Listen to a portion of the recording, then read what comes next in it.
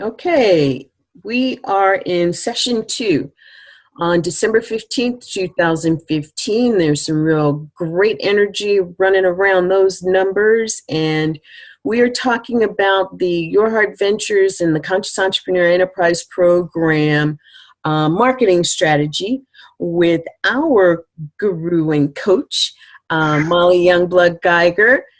And Cynthia Gardner-O'Neill and I are here to just partake of additional information as to what we can do and how we can do it better and easier. So thanks, Molly. Sure. Take it away. Sure. So today we're going to focus on 3 other social networks that you can use to market yourselves on social media. Specifically, we're going to be talking about Twitter, LinkedIn, and Pinterest. And so one thing I've identified is each of these different social networks, they have kind of their own audience, meaning there's certain people you're going to find on Facebook. You've got other people that are more fond of Twitter, tweets. You've got other people, usually professional people, who rely on LinkedIn as more of a professional connection type resource. But really, overall, we want to cross-market ourselves across all the different social platforms because of the fact we want to create an audience. That's our overall goal here on Marketing Online. We want to create an audience of people. And the reason we want to create an audience of people is because studies have proven that most people don't buy the very first time they hear about your product or your service. And so by last week, we actually talked about Facebook and Buffer app, and I'm just going to quickly mention that Buffer app does also integrate with Twitter and LinkedIn and Pinterest. And so just as a marketing strategy, whenever you're setting up your social profiles, you're going to want to make sure and get those public URLs, and if you can, customize those public URLs, because if you can customize the URL for Twitter or for Pinterest or LinkedIn, and you can do this also via company page, then that is just going to be more exposure for your business. So one of the things that I share with people a lot that they don't really consider when they're marketing online using social media is to have a personal profile on all the social networks and then have a business profile. Now, and I'm just going to start off with LinkedIn. LinkedIn is more of a, what I call is a professional, person to person, or a headhunter trying to find information about people to get them jobs and leads. And so what I did originally when I first started my journey on LinkedIn is I went and I created an account. And this is something I see a lot of people do is they go in, they start an account, but they don't really go in and include all the information. I like to think of LinkedIn kind of like a resume type of website where it gives you the opportunity to tell people who you are, what you do, what your current position is, what jobs you've had in the past, so companies maybe you've worked for. And also at the same time, you can take that profile and use it via social media to share your message with your audience. So again, when you're setting up your profile, it's very important to make sure and include as much information, and not only as much information as about yourself, but to keep it updated. You know, when you have, say, a new award or a new certification or a new product, or you're doing something else, to make sure and update that on your LinkedIn page, because when people take a look at your profile, it really is like a snapshot of who you are as a person. One of the things I'm a very, very big fan of on social media is interactions. And so when we refer to LinkedIn, the interactions that we have are when you're able to go in and endorse somebody for a skill. Now, if you scroll down a little bit, you'll see where it says skills and endorsements.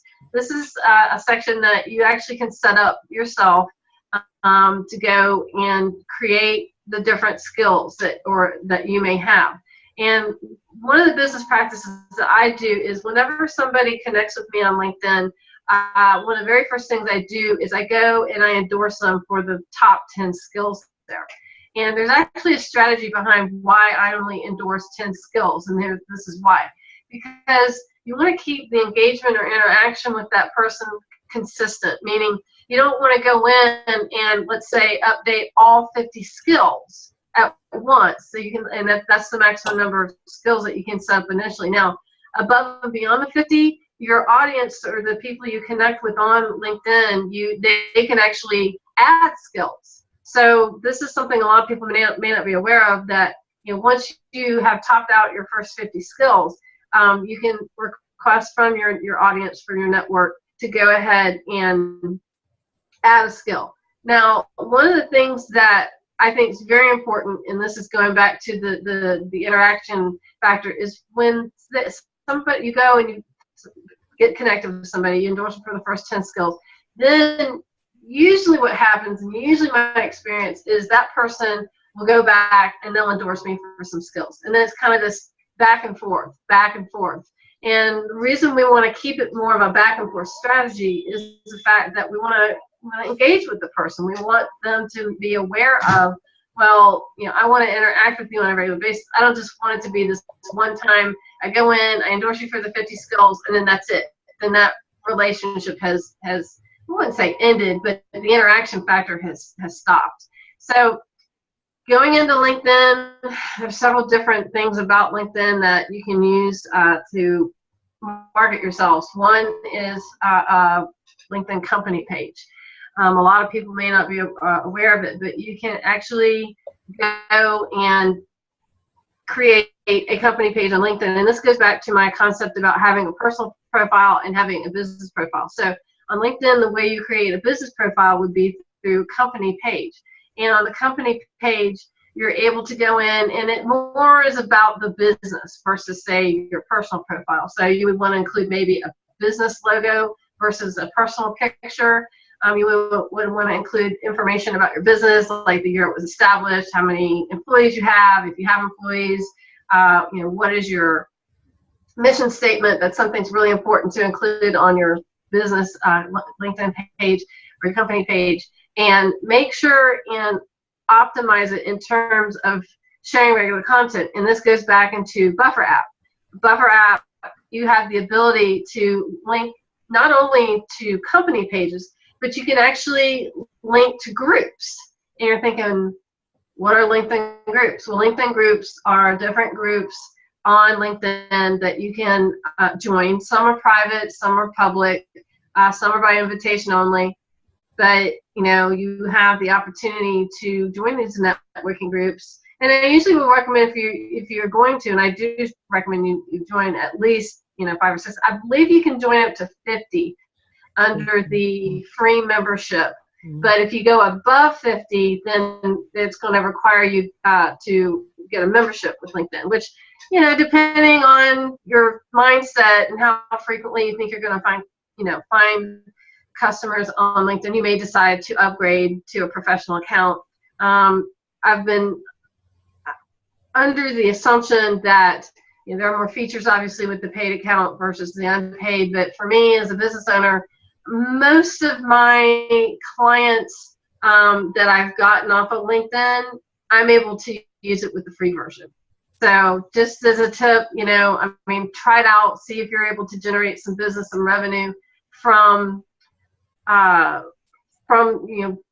free version on LinkedIn. And then at that point, just kind of monitor your activity and see if the paid version eventually work for you.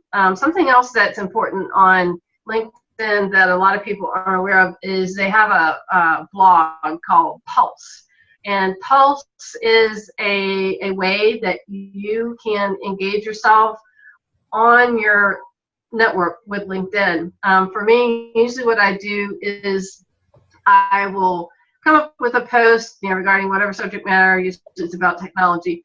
But when you share information on Pulse and it's promoted, there's the opportunity there to present you as an expert in whatever it is you're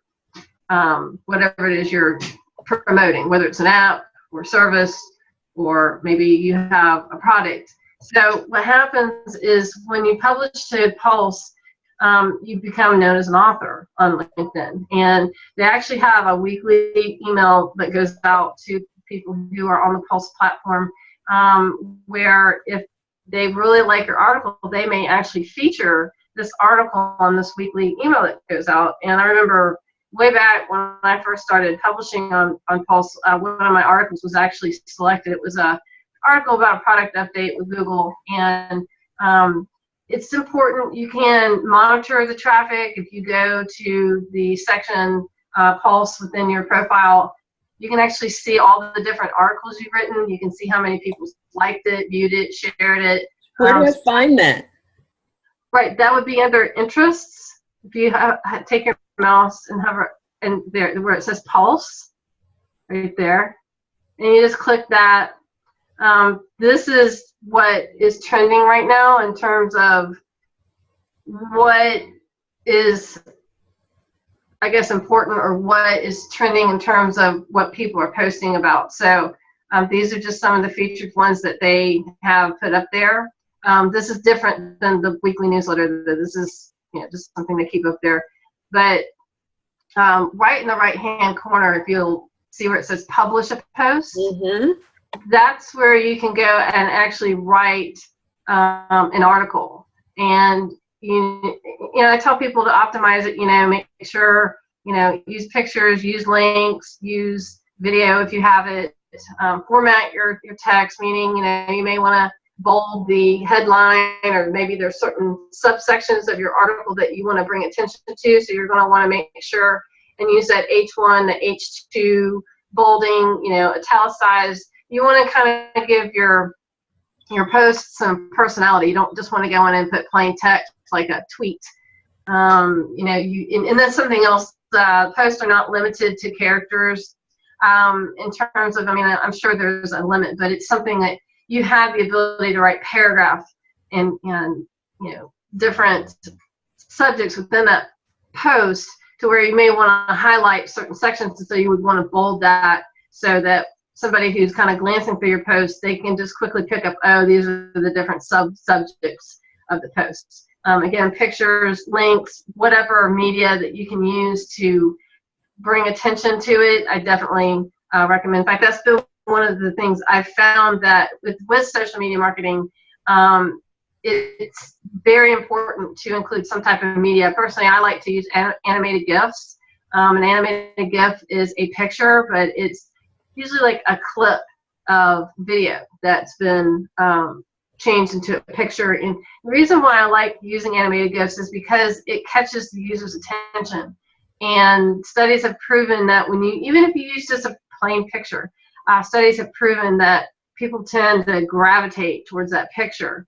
And when they gravitate towards that picture, it gives your post or your article at least the opportunity for the person to read it. And I can just tell you from my experience, when you start writing multiple posts right there in the upper left-hand corner where it says your post, it will actually start to collate or collect all the different posts that you've done. And even that, you could even take the link to that post and mark it in on social media. So let's say you have a certain subject you write about, and you're like, wow, this is a really great post. It turned out a lot better than I thought. And you want to promote that post. You can actually take that link, meaning once the post is published, you would just go to your post section, find the post you want, click on it. It'll open up the post. You can go to your menu and copy that link, and then take and include that into your LinkedIn link onto Buffer app, and then share your post from LinkedIn, and then that's going to drive traffic. And that also goes into something I call is cross-social network marketing, meaning a lot of people think, oh, I have to keep my tweets on Twitter, and I have to keep my LinkedIn articles on LinkedIn, I have to keep my polls on Google+. It doesn't have to be that way. You can actually cross-market your social media accounts, like meaning you could take the same Pulse article and post it on Google+, or you could use Buffer app that's going to post to multiple either social media accounts or groups. And I think from that, I've just discovered that in the notification section, which is if you hover to the right-hand corner of the page where there's a little flag, that's your notifications. And then the right icon there where there's a little person and a plus, those are actually people that want to connect with you, meaning there are people out there that have requested that you connect with them. Those are those invitations. Those are real super simple. You just go in once you choose if you want to connect with that person. You just go click on their profile, and then a little message will come up and ask if you want to connect with them. So personally, I accept pretty much everybody who wants to connect with me. I mean, I do try and go look at their profile, make sure they're on the up and up, that kind of thing. But for me, it's about building an audience. And the more people you can get in that audience, you have a greater audience to advertise to. Because what happens is once you connect with that person and they become a LinkedIn connection, when you do these posts that we're using Buffer app and LinkedIn Pulse articles, those people get a notification that, hey, Lynn just did a Pulse article, or hey, Lynn just posted to her LinkedIn. And it doesn't, and when you use Buffer app, it doesn't look like you're using Buffer app. Now, it will use a URL shortener, but it will actually link back to whatever it is you're posting about. So one of the other things that you probably want to be made aware of is messages. Messages is also located in the upper right-hand corner. It looks like the little, there you go, little dialog boxes there. I use this in terms of, I get a lot of requests, like website design firms or SE firms that go, hey, Molly, we can help you out with your website. And I usually use this strategy to cross-market them. And what I do is I'll email them back and say, oh, thank you so much. I appreciate you sharing with me what you do. Oh, by the way, this is what I do. And what that does is it creates potentially a negative situation where maybe you consider whatever that person sent you as spam, because you may not need that product or service.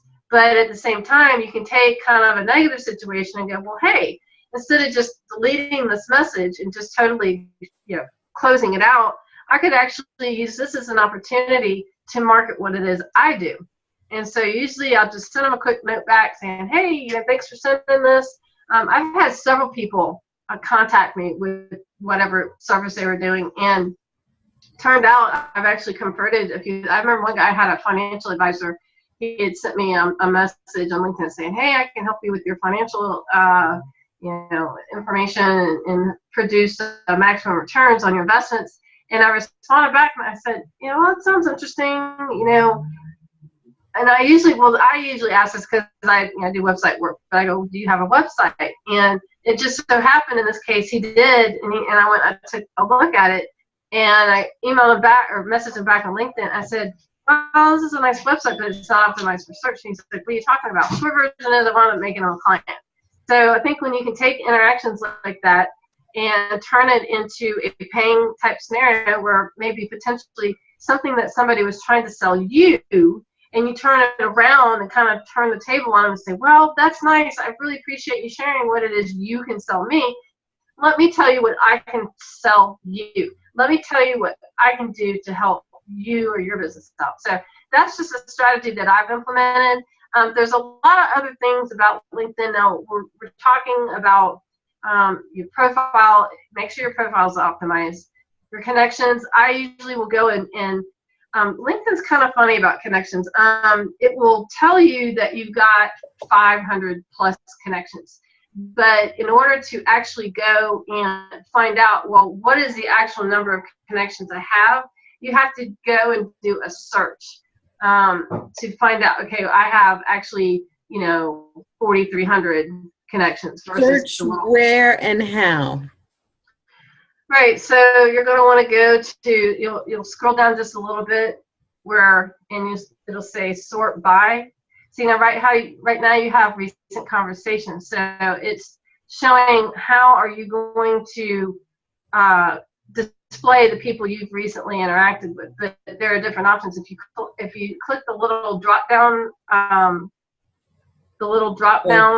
over here, right, you can actually filter by last name, first name, or new connection. So this is a way that you could potentially build a mailing list. Like if you were to do a blast to your connections, you could do it by letter, you could do it by industry, you can do it by, like, say you have a group of new, that's one of the other options. You can select all. There's a select all checkbox there if you decide to do that. The only thing I'd warn you about, though, is when you send a blast out randomly, you have to understand that, you know, some of these people may be sensitive to being spammed, and they may not have the attitude that you have in terms of, well, this might be a chance to cross market. They may be like, hey, this person's spamming me. I don't want them as a connection anymore. So just a word of warning, you know, not to get too crazy with sending out blasts to all your connections, just because of the fact you want to make sure that you're kind of following within the guidelines and, you know, not abusing the power of your connections. Going back to that, you know, if you're looking for a job, I found that out of the social networks, LinkedIn to me is more of a place where a lot of people are either looking for a job, or there are a lot of headhunters looking for people to get hired for a job. But we still have to appreciate the fact that this is a social network. This is a possibility to, you know, market what it is we do. And so it's one of those things I just like to kind of quickly make people aware that, you know, if you're looking for a job, this is a good place to do it. Again, market yourselves. If you're looking for a position somewhere, a certain type of position, you can actually market on LinkedIn. Hey, I'm looking for this kind of job. So one of the other things I'd also make aware, if you could actually go under the interests tab right there, Lynn. I wanted to point out groups. This is what I was talking about earlier about joining different groups. It will make recommendations on some groups that they think you might be interested in, but it also gives you an opportunity to see what kind of groups are out there and to participate with groups. I know I tend to look for networking kind of groups. I mean, because those people are looking to network with you, so they're going to be more open and receptive to getting a message or a post about, you know, this is what I'm selling, or this is what I do. But again, in terms of the number of groups, I think you're allowed 50, and then after, if you absolutely need more than 50, you have to get a paid version. Something else I'd like to make aware of is under the home tab, if you wouldn't mind navigating over there real quick. This is your home. This is like what you normally would see when when you first log in. That's where it directs to. I think it has some interesting insights. Of course, it has your profile link on how you can improve your profile.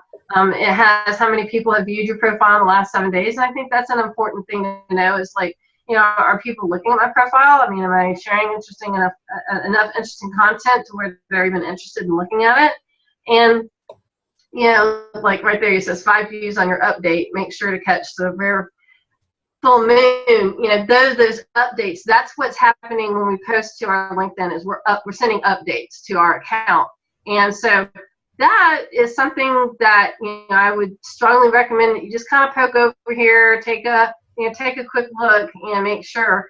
Now, if you wanted to, again, you can share an update right underneath your profile picture. It gives you an option to share an update. So if you just manually wanted to come in and do that, you could just click that link. You can also upload a photo.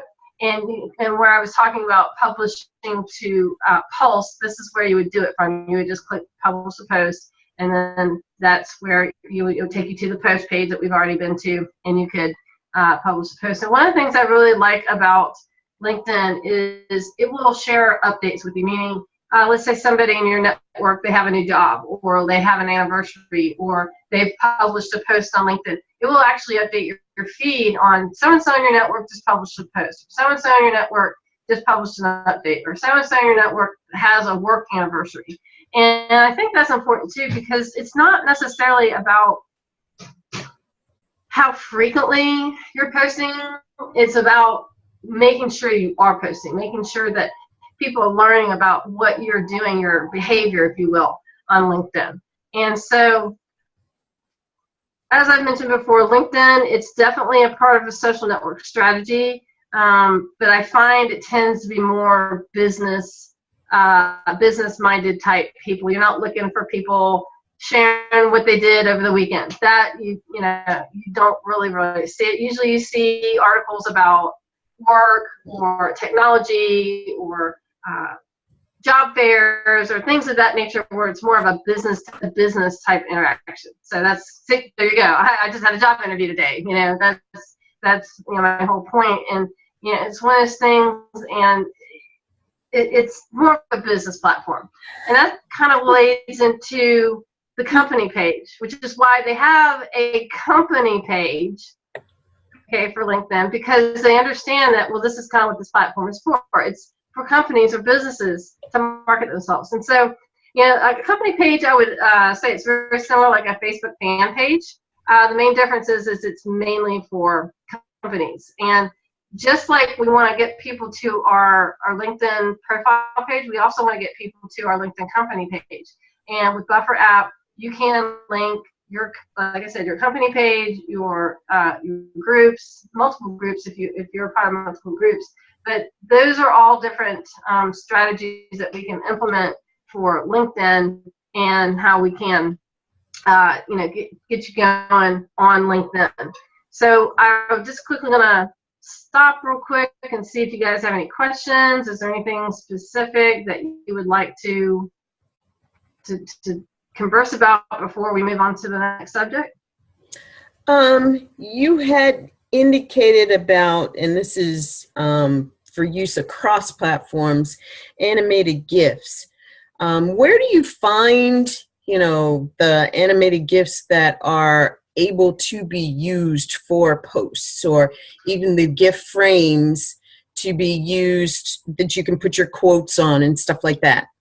Yeah, so I use a resource called Giphy. It's Giphy, I believe is how you spell it. I can find the link if I need to, but they have literally thousands of different types of GIFs. They have motivational ones, they have silly ones, thumbs up. They have seasonal ones, like for Christmas. They've got animal GIFs, funny little animal clips. They've got Star Wars and different kind of movies and cartoons, like Simpsons. Is there a cost? Is that a free resource? What? It's 100% free. Yeah, okay. It's a free resource. And they actually encourage people to, if you like this, make sure and share us across social media that you found your GIF, your animated GIF on Giphy. It's free service. It doesn't hurt to share. Mm-hmm. Oh, by the way, this photo credit is for Giphy.com. Mm-hmm. So. Mm-hmm. But so that's been primarily my experience. I know when I first started social media, I spent a lot of time just reading up on notifications, reading up on my network. What I really like about the connections section is you can actually find people in your network like locally, like if you decide I just want to approach the people here in my immediate area, or you can search them by name, meaning a letter or a certain name. You can also search them by industry, which I think is really important. So if you decide you want to go out there and look for connections, you can just go to the Add Connections link there. That's where you can go and look for different people. Now, I know I get an email from LinkedIn, and it will send recommendations on people that I think might be interested in joining my network. So, if you have some extra time and you're, at the beginning stages of your campaign on LinkedIn, I definitely would recommend you spending some time just going and looking for some connections, trying to get people interested. In fact, they have a feature showing right there on the right-hand side that if you have a Gmail, Yahoo, Mail, Hotmail, or AOL, you can actually import your connections within those platforms to LinkedIn to see if maybe your group that you've already built on your email platform would be interested in connecting with you on LinkedIn. So that's another quick way to do that. And something for me, and this is just part of my email marketing campaign, is there is a way you can actually take all your connections on LinkedIn and save them under what we call the CSV file. Mm-hmm. CSV file is kind of similar like an Excel spreadsheet. And what's really cool is you can take this CSV file, and I don't know what provider I use, Constant Contact as my email campaign, but you can actually upload this list to Constant Contact or even your Gmail connections. So that's another tip, that you can use the connections that you generate on LinkedIn to either do an email marketing blast. And again, if you're going to do an email marketing blast by using your social connections, then I strongly recommend that you do an opt-out. In fact, it's required that you do an opt-out checkbox, because we don't want to spam people. We don't want to send content to people because we don't want to make them upset with us. We want them to like us. We don't want them to be like, oh no, this is an email from Molly. I'm tired of all this stuff. So that would be something else that you can use LinkedIn export feature to upload it either to your Gmail service or your email service, or if you have a email marketing software like Constant Contact, you can upload it to that as well. So. And you had mentioned about business pages. How do you create a business page? Right. So in order to create a business page, I know you have to have a certain number of connections. I think it's either 25 or 50. But once you get to that point where you have that certain number of connections, the way you're going to do that is, it's hard because I don't have my LinkedIn up right now, but I would just say go to Google, if you wouldn't mind doing that. Okay. Just go to a new tab, go to Google and just say Google, create a LinkedIn company page. And I'm sure we're going to find up there, yeah. It says move your cursor over to interest at the top of your home page and select companies. So we're going to go to interests. Oh, interest. Interests. And then select companies. And then right there on the right hand side, it'll say create a company page. So you just click that create button. If you want to go ahead, and we can just do it real quick if you want to test it out. Just click create. Let's try. There we go. Yeah, this was the very thing I was going to ask you guys to do. Because, yeah, wonderful. And then, of course, you put your email, make sure you click that you're official representative. That's important. They don't want people who, don't have authority to a business to go in and create a bunch of, fake pages. The confirmation email's been sent, so you would go confirm it, follow the email instructions, and then you're going to complete a company profile just like you would your personal profile. Again, like I recommended earlier, I would use a business logo versus a personal picture. I might even include a link to my personal profile on LinkedIn and actually all your social networks. In fact, I've done that across all my platforms. As I have what I call my cheat sheet, which is a list of all my vanity URLs, and I share them everywhere. I've got them on my email. I've actually started optimizing them on Google.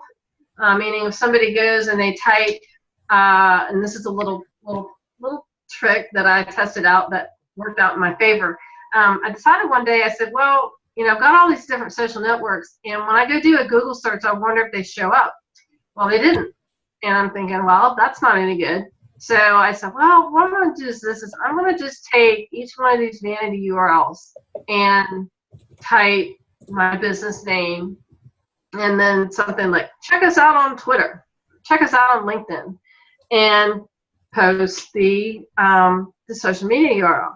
Well, what I found happened is Google wound up indexing those posts. So now, when you go and do a search for my company, you see all the posts. And it has all my different social profiles. I'm like, wow, that's a neat trick, because I never thought in a million years that if you just took the vanity URL for each one of your social networks and posted it and say, hey, follow me on Facebook, or friend me on Facebook, or tweet me on Twitter, or pin me on Pinterest, or follow me on LinkedIn, because with LinkedIn it's also a follow. You're following the company page. Then Google actually indexed that, and then when somebody does a search for your company, your social profiles show up. So that's a neat little trick that you can do. It's free. I mean, it just takes the time of, again, going, collecting all your vanity URLs. I would strongly recommend that you have a social cheat sheet where you have all of them. And then at that point, post them everywhere. Post them on emails, any type of marketing campaigns you're doing. Post them individually on Google Plus. For that matter, you could probably post them individually on all the different social networks. And that's something, again, I see a lot of business owners making a mistake because they're like, oh, it's a fake Facebook link, so I have to stay on Facebook. Or, oh, it's a LinkedIn company page, so I just want to advertise this on LinkedIn. That's not the case. You can take that same company page and cross-market it on Google Plus, Facebook, pretty much any social network. In fact, I actually encourage people to do that, because what that does is it creates awareness that, hey, I'm not just on Facebook, or I'm not just on LinkedIn, or I'm not just on Google Plus. It tells people this is what you do. In fact, one thing I actually strongly recommend, and this is something I do for my business, is I do a connect post, meaning I'll take all my social profiles and I'll say, let's connect. Here I am on social media, and then what that does is it gives the person the opportunity to not only see that you're on all the social networks, but it gives them an opportunity right there. All they have to do is click a link, click a follow or a like or a tweet or a pin, and then you've collected somebody else, again, to build your audience. That's the whole thing, what we're trying to do here. Now, I'll actually quickly share a story that happened to me about 5 years ago. Is when I started on social media, and I was just on Facebook and Google at the time, and I met a colleague of mine who is also a website designer here in Jacksonville, and tried to see if I could get some work off of him, and I didn't. But it was through that social connection I thought, well, I didn't get a job offer him today, but maybe sometime in the future, maybe he'll remember me. Well, about 2 weeks ago, he calls me up and goes, Molly, I remember me from Facebook. And I said, yes, I do. And he goes, well, I want to schedule lunch with you. And he says, I have some news to share with you. And the news is that he's decided he's going into the antique business, and he's kind of shutting up shop. I thought, oh, wow, that's really neat, because my mom likes antiques, and I like antiques. And but I had no idea what was about to happen to me. And so what happened is when we met for lunch, he's like, Molly, I've seen what you've done on social media, and I really have enjoyed following your posts. And see, this is something a lot of people are aware of, that, you may do these posts across all these social networks, and a lot of people expect a like, or they expect a pin, or they expect a tweet, but it's not necessarily about getting that like or that tweet or that pin or a plus on Google Plus. It's about reminding the person that you're there, that you're posting regularly. And it wasn't until 1 week I had gotten sick and my posts had stopped. I just stopped posting altogether on all the social networks. And I got a message, and I believe it was Facebook, from one of my audience members, and they're like, Molly, is everything okay? You didn't post today. Are you sick? Is everything okay? And I thought, oh my gosh, there's people out there actually looking to see my daily posts that I didn't even realize were out there. But go back to my war story, if you will. So I go to lunch, and he goes, Molly, I'm retiring. I want you to take over my portfolio. And I'm thinking, holy smokes, are you kidding me? This guy has built his business for the last, 20 or 30 years, and he's just like, and one of them is, and I still can't believe this is happening, one of them is a national franchise who has 94 websites, okay? 94 websites that he wants me to take over. And I'm like, if I had never gotten on Facebook, if I had never done the post, I would have never connected with them. I never would have had that opportunity. But I think what the takeaway from this is it didn't happen instantly. It took 5 years. And I think for being a social media marketer, I hear all the time people bashing social media, saying, it doesn't work, you're wasting your time, it's just a social thing, it's just something to fill your time up and interact with people. But when you can say, hey, somebody from 5 years ago remembered who I was and what I did, and when they got ready to sell their business or they needed something from me, they remembered me. They remembered I was on Facebook or Google Plus or LinkedIn or whatever platform that you're marketing to. And that right there is the power of social media marketing. That is a real case, real world scenario where I just got up one day and I said, you know what? I'm just going to do it. I'm going to start marketing myself on social media. And I honestly can say, because I'm familiar with various different ways of marketing, AdWords, search engine optimization, knowledge graph optimization, and that's something we'll actually get into before we end this series, because you can actually take your social profiles and market them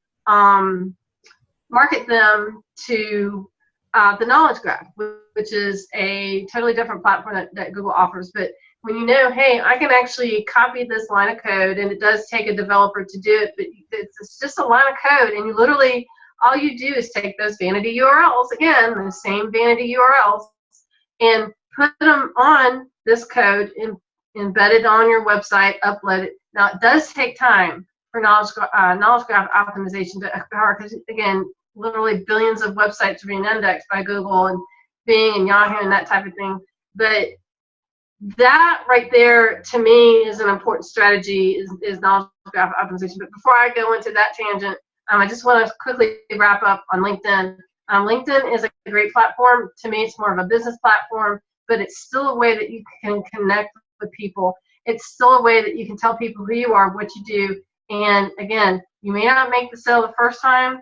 I know whenever I first started marketing myself, I have a little tagline for my business, and my tagline, and this is something I encourage that you do too, is come up with a tagline so people can remember you. And my tagline is harness the power of the internet, meaning we have this valuable tool called the internet.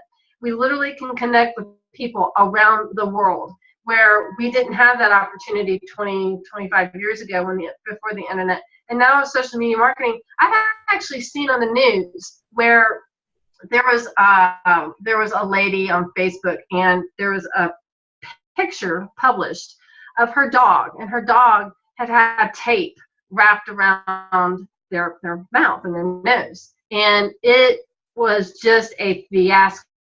A lot of people commented about, this is inhumane, this is cruel, this is something that we need to do something about.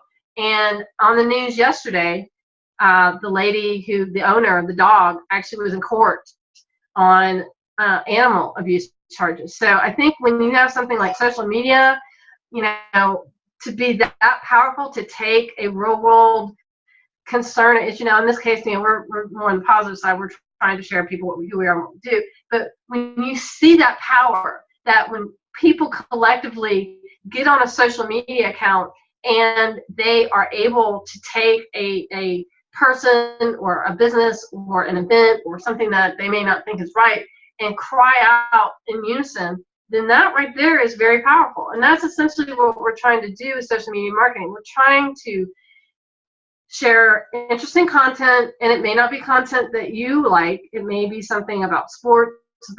Google has something called the Marketer's Almanac, which highlights different sporting events, holidays, marketing events, things that happen in people's everyday, day-to-day lives that we can use to market our company under. Then we're able to get that interaction factor, meaning that person's going to remember your brand, they're going to remember your business, and whenever they find that they need that product or service, or they know somebody in their network that needs that product or service, they're able to go and go, hey, I know Molly. Molly does website design. If you need a website, she's your person to go to. And I've had that actually happen several times, where people will approach me and say, Molly, I need a website, or Molly, my friend so-and-so is starting up a new business, they need a website, and they will actually recommend me on social media, and eventually connect either by phone or by email. But it's really what it's about, creating an audience and making sure you interact with the audience and engage the audience. So that's pretty much in regards to LinkedIn. I strongly recommend you get on the platform. I recommend that you join some groups, especially if you're trying to build your business, and networking groups. And think of it this way: if you are a local business, you're probably going to want to target local people, local businesses, local groups. If you have a product or service that is not necessarily specific to local, you can also market yourselves on LinkedIn that way, meaning, instead of just sticking in your geolocation, you can market to people, across the country or across the world. So that would be something I would share with people as well. Regarding Buffer is a great tool for marketing on LinkedIn. It's, again, you can link groups, your personal profile, profile, your company page. We quickly touched upon this last time during our meeting, but with Buffer app, I definitely recommend you post several times a day. Myself personally, I post 6, and I recommend that you pick key times of the day, meaning you're probably not going to want to post at 7 o'clock in the morning. Why? Because a lot of people aren't on social media at 7 o'clock in the morning. They're drinking their coffee, getting ready for school, work, whatever. So with that pretty much sums up LinkedIn, how you can use it, what I recommend you do, and how you can integrate it with Buffer app. Great. Thank you, Molly. That was good. That gave me a lot of good stuff to move towards. Yeah, awesome. So, where do we move next? Let's look at Twitter real quick. Twitter, very important platform to be on. I'm not so much a Twitter person, but I see the value of it. And when you're marketing yourself, there may be certain platforms you prefer over other ones.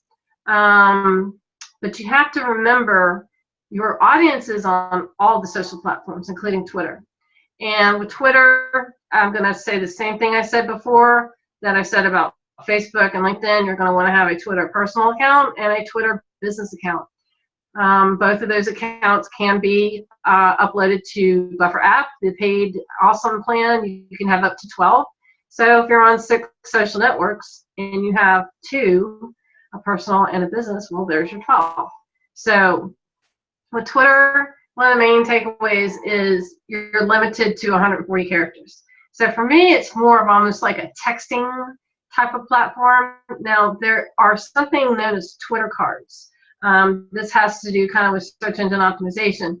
But with Twitter cards, you actually can optimize your posts, meaning you can include pictures, links, text, variety of different things that you can improve upon by using Twitter cards versus just using a plain Twitter account. Now, if you're not familiar with Twitter, I would recommend that you start off with, again, just getting on the platform, logging in, maybe doing some tweets to family and friends, that type of thing. Just kind of get yourself familiar with the platform.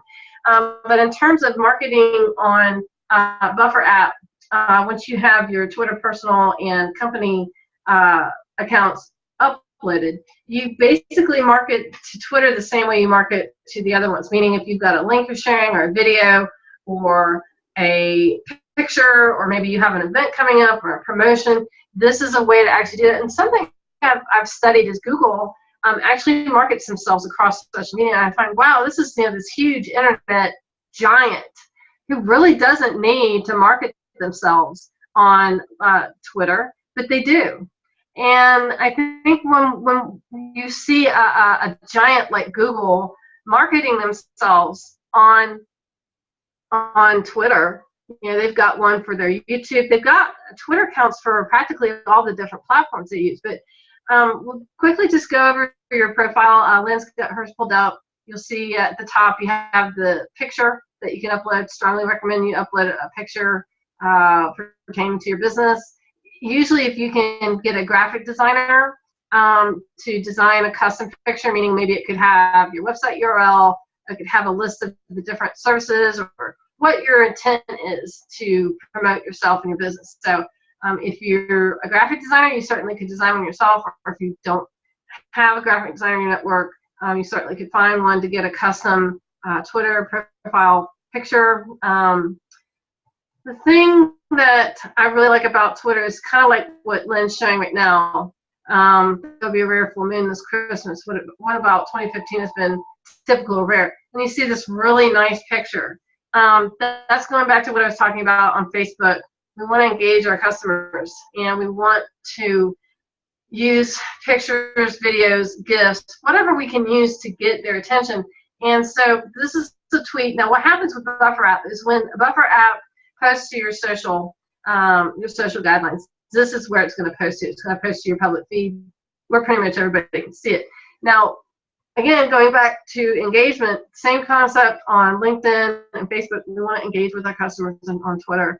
We want to engage with people who comment about, oh yeah, I think this is a great picture. I think, you know, my year in 2015 has been rare. So we have the ability of doing that. Now you'll notice when, if you click that reply button, that's going to be an opportunity, like say you're, somebody has commented and you want to reply back to that person. That's what you're gonna use. Now let's just imagine if somebody's commented on this and like, oh, this is a great Christmas picture. You can in turn reply and say, thanks, user 123. I appreciate you commenting on my tweet. And what that does, again, is it creates an interaction. This is what we want to do. We want to create interactions. And the reason we want to create interactions is because that's when people remember us, because they go, oh, wow, I commented on this person's tweet and they liked it so much, they took the time to interact with me. And I think this is where big brands miss out. They think, well, if I just have a Twitter account and we post out content, well, that's enough. That's all I have to do. I don't agree with that. I think that small businesses all the way up to large corporations should be using what I call as engagement marketing, which is taking comments, likes, shares, whatever, reshares, and commenting, hey, thanks for sharing my content, or thanks for liking it, or thanks for tweeting it or retweeting it. It's really important to do that. And so one of the things that Twitter, it's like most social platforms, they're always evolving, they're always changing, they're always trying to add different features like polls or, you know, tweets, or in terms of location. If you want to enable your location, again, if you're a local business, you're probably going to want to enable that because you want people to know, hey, I'm here in, you know, Jacksonville, Florida. If you're more of an international type business, or just national, or just an online business, it probably doesn't really matter if you have that done. But just to quickly kind of go over the overview of Twitter, we have our home tab. Your home tab is where we're at now. You're going to see tweets that you've sent, that you've posted, you know, some people that are maybe following you or you're following. It'll show your followers. Again, your followers is like your audience. Those are the people that they have requested to see your content. The people you're following, those are people that you actually went out and engaged with. People say, hey, I like your content, I want to follow you. And then it also tracks your tweets. Now, something that Buffer app and Google Analytics can do is they can actually monitor the activity on these tweets.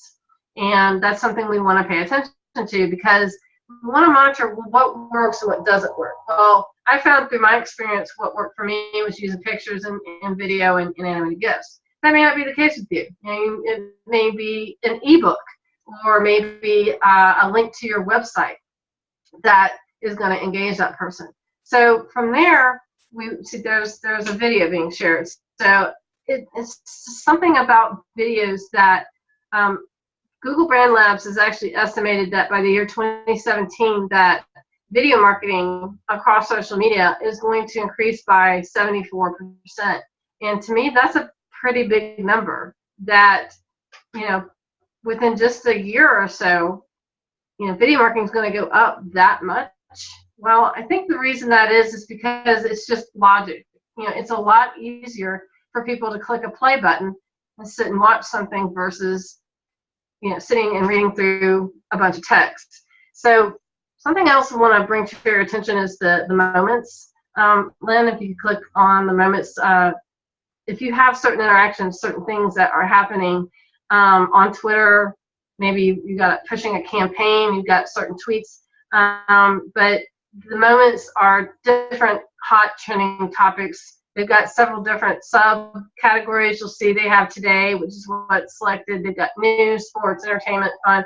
These actually pull from different tweets across their platform, and it's, you know, it's a way to market yourself, to network with other people, which is just as important as creating an audience. You want to get out there and interact with people, especially if you're a startup, if you're just, you know, just now getting on Twitter and wanting to learn more about, well, how do I start this thing up? Well, go out and start following tweets, comment back, ask to follow people.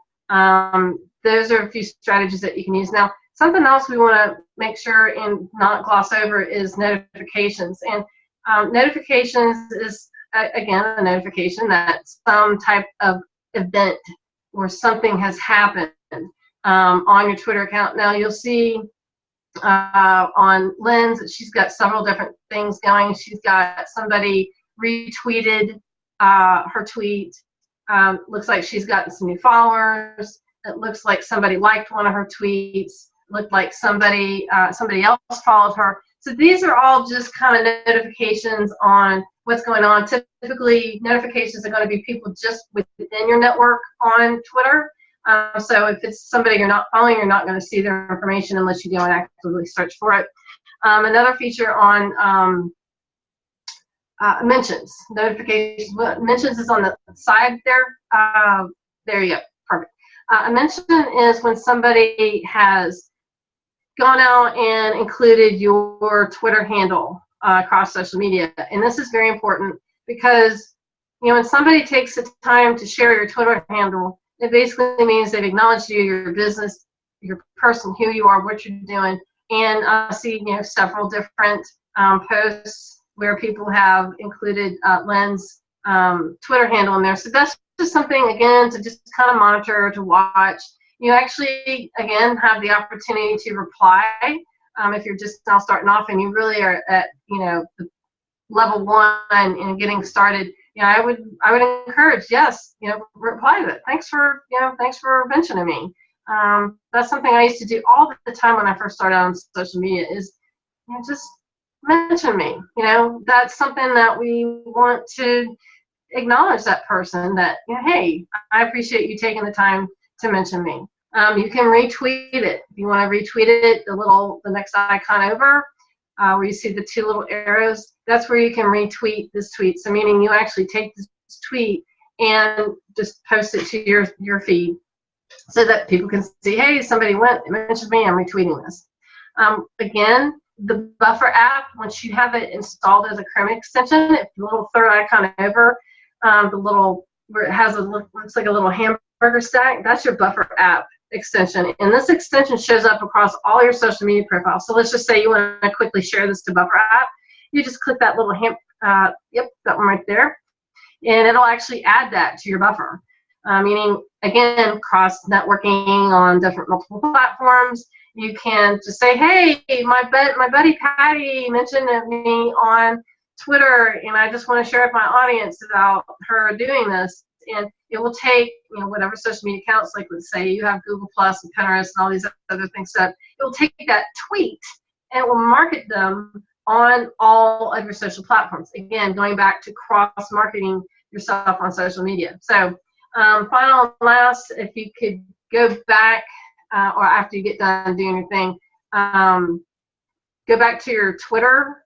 Perfect. And then the last one over there is a little heart icon. And if you click the little, going back to Patty's, the 3rd one down, Lynn, right, perfect. That one's a little heart icon. You know, it doesn't seem like that's a lot, but it does mean a lot because it's another interaction. It's interacting with Patty saying, hey, I really appreciate you doing this. I'm going to like this. And if you scroll down to the last one, there is, for get hung up all the time and, oh, I need to get all these likes, I need to get all these reshares and 1+s and all this stuff. It's you know, it's important. I'm not going to dismiss it. It's not important because certainly it is. But by looking at this, we can see the impressions and we can see the engagements. And that is what we're looking for. We're looking for a total number of engagements. And a lot of people, they get really dive deep into the data of this. I think it's important to keep it in your, you know, in the back of your mind of, well, I got this type of engagement. You know, maybe we'll tweak this campaign and try and see if we can get more engagement. Because overall, that's what we're trying to accomplish.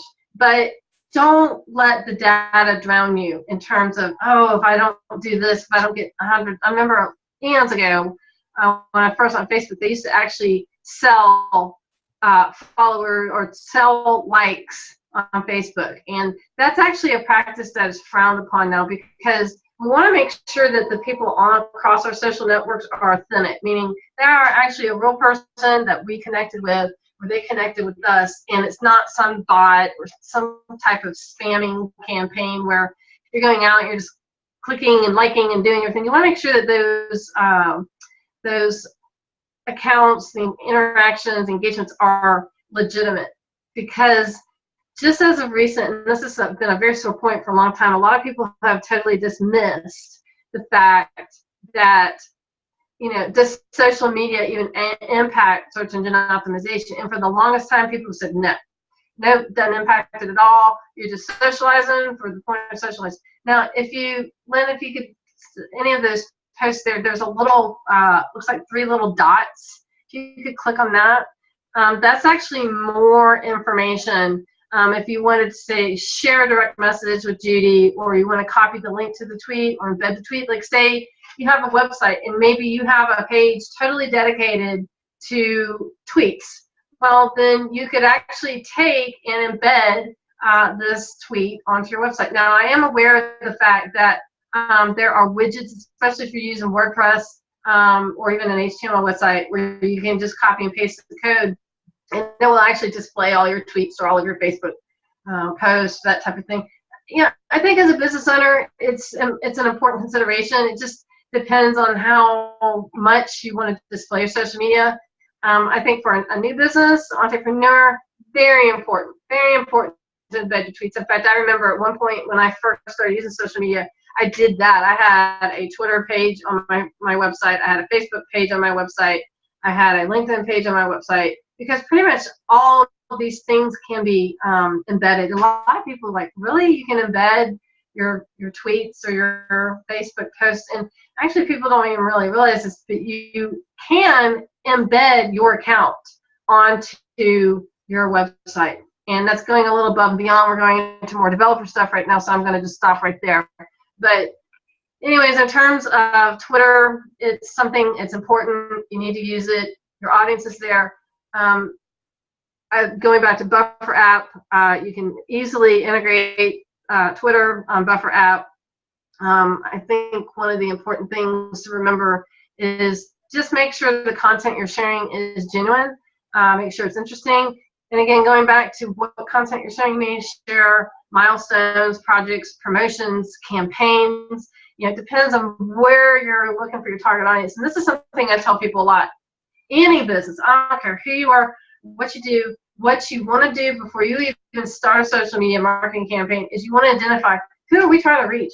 Who is our audience? Who do we want responding to these posts? Are we looking for people to buy from us? Are we looking for people to just follow us? Are we looking for people to just like our campaigns? I think that's an important part of marketing. And I do something with my clients called cross-referral marketing. And what I mean by that is, think of yourself as a certain industry. Well, can you think about other industries that maybe you could cross-market to? Meaning, I use this example a lot. I have a client that they install gutters, and they were looking for leads, and they were having a problem generating leads. And I thought, well, instead of just trying to just, you know, blanket social media and just start throwing these posts out there, I said, why don't you start cross-marketing with some other industries that work on houses, like roofers or lawn care people or painters or construction workers. You know, market with people that maybe their product is similar to yours, or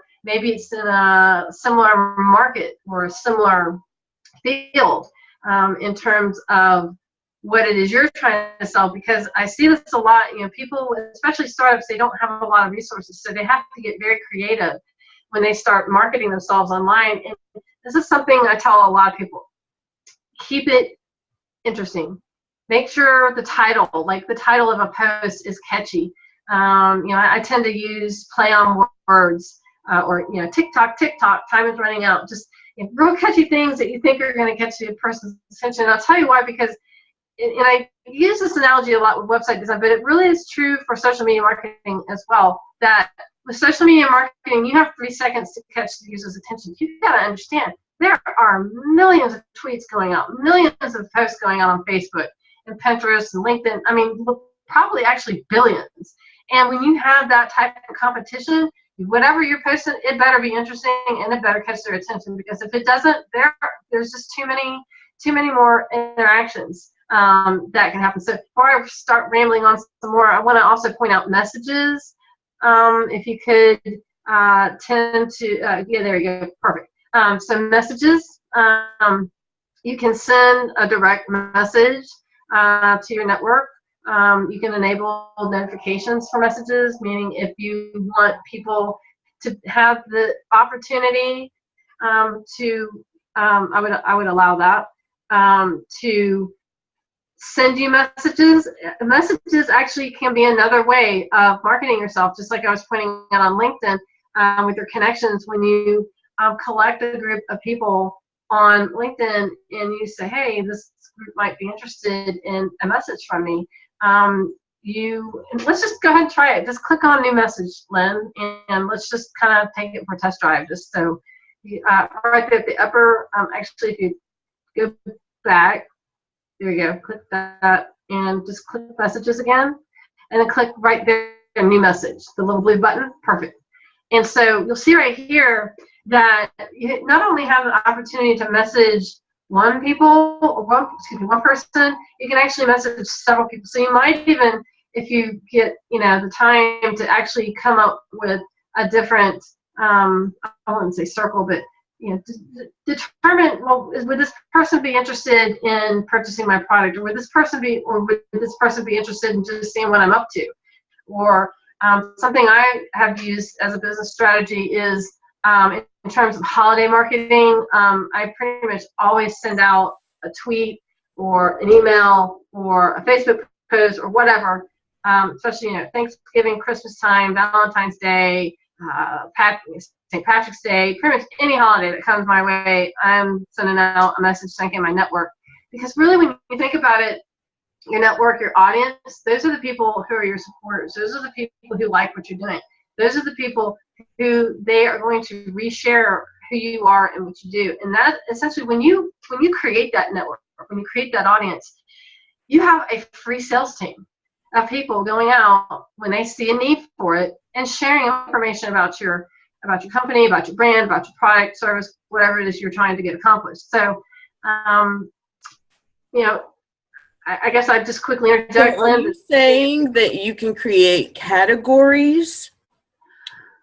Well, not necessarily on Twitter. Now, you can create your categories and then select people from your network that may be interested in what it is you're selling. But to actually create a category on Twitter, no, you can't create a category. But you can, in terms of marketing yourself, say, well, I'm just going to send a blanket holiday greeting. Well, obviously, something like that, you would include everyone in your network. Right. You want to wish everybody a happy holiday, whatever. But let's just say Josie, let's just say she might be interested in a product discount, and Sarah and Ollie, let's just use those three as an example. Well, maybe they know your product and you're doing a special campaign or a special promotion. Well, you don't want to push that message necessarily to your entire audience again, because you don't want to spam people. But if you know a certain person is going to be interested in, yes, I'm offering a promotion this month, or yes, I'm offering a loyalty club or a rewards club, well, then you would want to include that person because you want to just make them aware, hey, this is what I'm doing. Now, when you have, and I think your limit for the number of people that you can have actually across platforms is 5,000, right? I believe it is, yeah.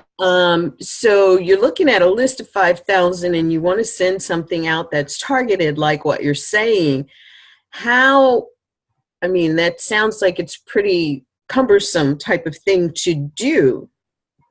So how do you manage that? Right. It just depends on how frequently you're doing something like that.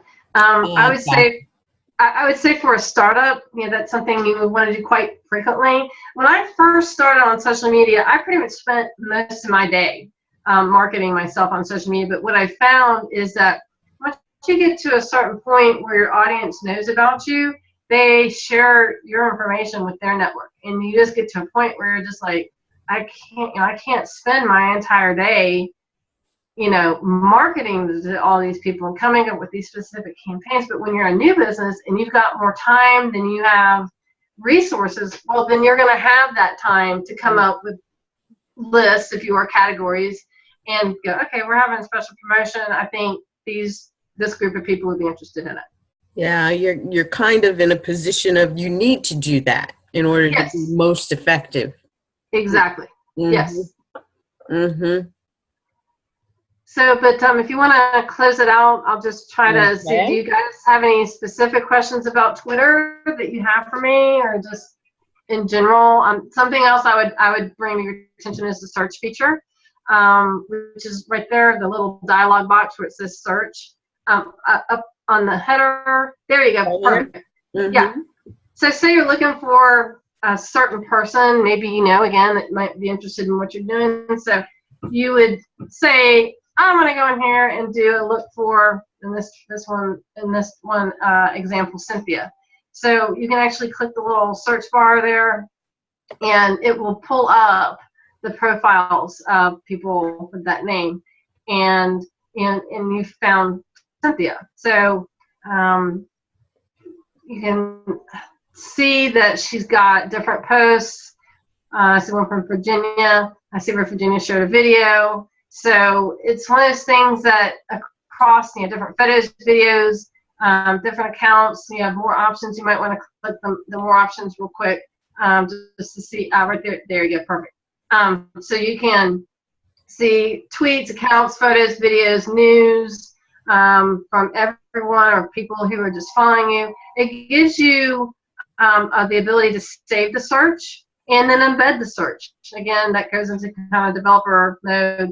But I just wanted to just point out to you, like, if you remember somebody in your network and you just can't find them, that this option is there for you to go and do a search. And I would actually say this is true amongst all the different social platforms that you need to be aware of. Maybe you had a high school friend that you've lost touch with, or maybe you used to work at a different company and you want to try and reconnect with those people and let them know who you are and what you do. This is a great way to do it, is to just go do a search for them across the different social media platforms, and then that might be another way of networking with them to reconnect with that person or that group.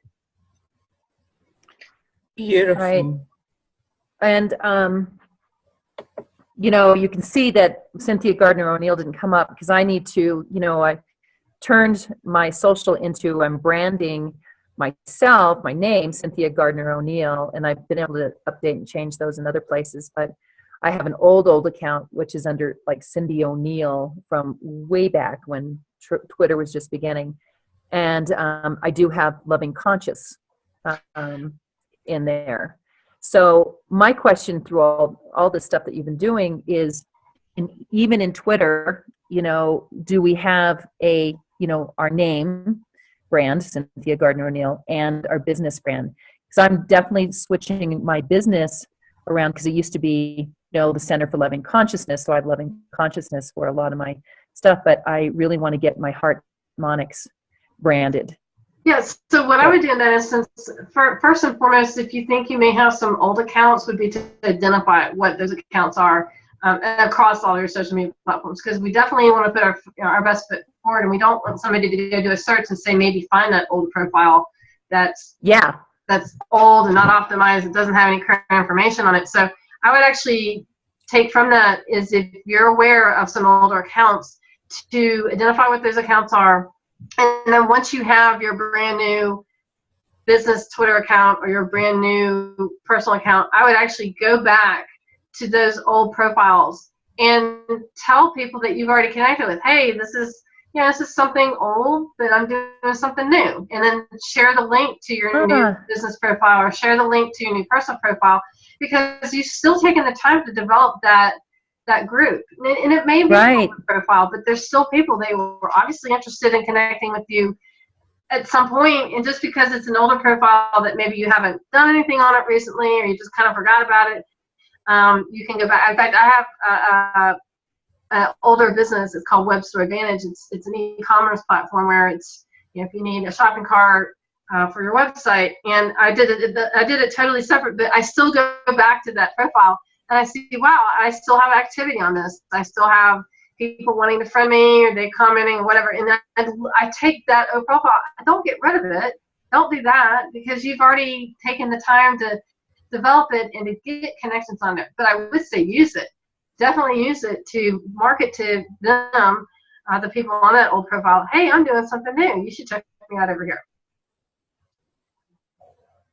Great idea. I love that. And yeah, it's important to do that in all of our social networks now that we've, for me, I'm finally clear on who I am, what my business is, and all that stuff. And, that's a part of, changing, and moving forward, being adaptable and flexible.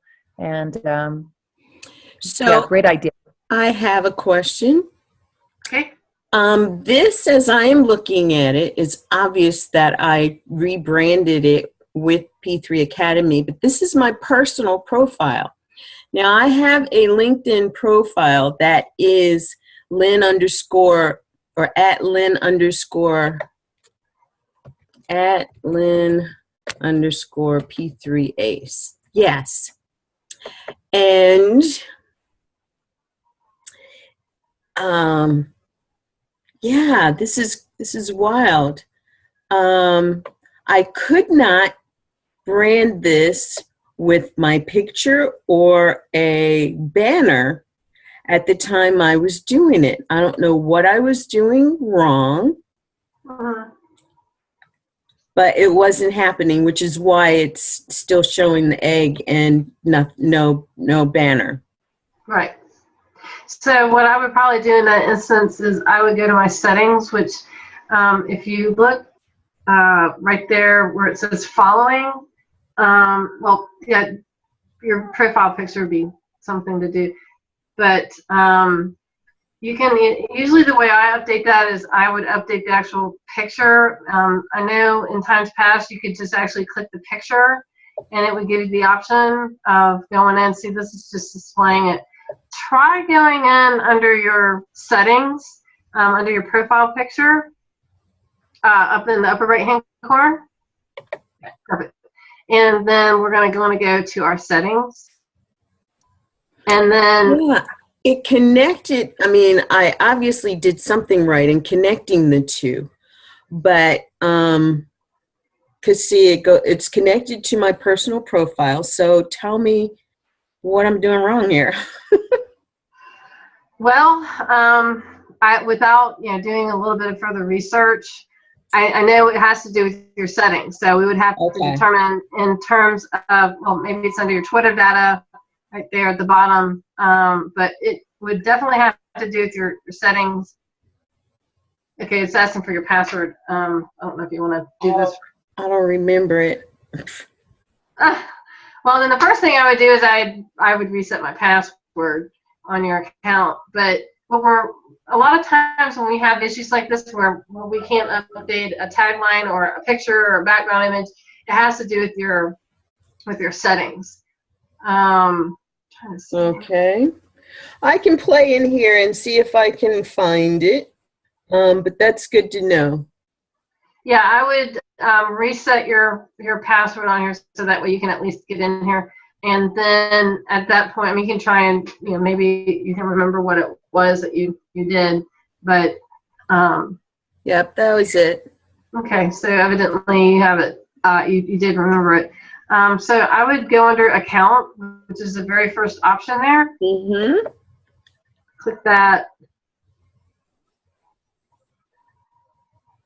And it's not showing. I have to figure out where it is change your basic settings language, because what we're trying to do is we're trying to update your profile picture in your background image. And I know there's a way to do that. Maybe under design might be it. I just haven't. Mm-hmm. Okay, so looks like this is where you might go to change your background image. Mm. So that's. Well, is that going to change the background image here? Or No. On the Lynn underscore P3 Ace? No, that's going to change it under the Lynn P3 Ace, because they're different profiles, and so you can customize the profiles differently for the different accounts. Okay. So that's what I would do, is just try and give it a shot and see what happens. All right. Okay, it says your profile customization has been saved. Yep, I just changed the background there. Now, where do I add a picture? Did you click Save Changes when you added it at the very bottom? Yes. Okay. So the actual profile picture, can we go back to the main profile again to see what happened? Well, Well, see, that's your VLAN. We want to go to your P3 Chase.